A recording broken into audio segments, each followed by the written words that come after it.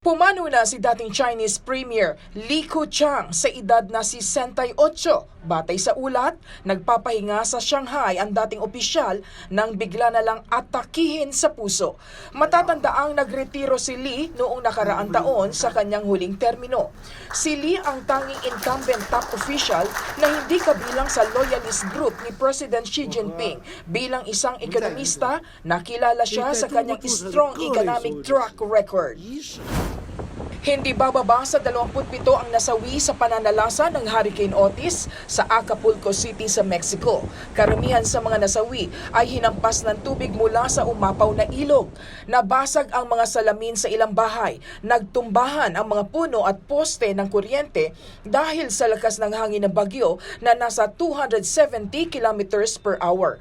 Ayon sa World Meteorological Organization, ang Hurricane Otis ay isa sa pinakamalakas na bagyong tumama sa Mexico. Samantala, nasa 4 pa ang patuloy na pinaghahanap ng otoridad. Pinatawan ng $10,000 na multa ng judge sa New York si dating US President Donald Trump.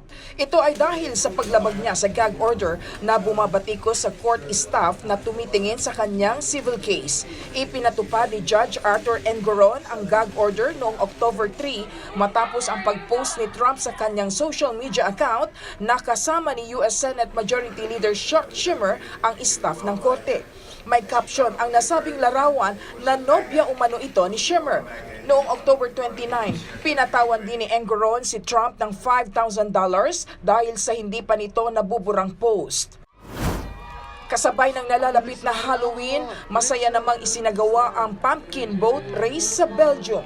Idinaos ito sa bayan ng Casterly kung saan nasa 300 ang sumagwan sakay ng kani-kanilang pumpkin boats. Aabot sa 5,000 ang dumarayo sa lugar para panoorin ang taunang karera. Joy Salamatin para sa Bayan. Nee, was is die draad zeker hè?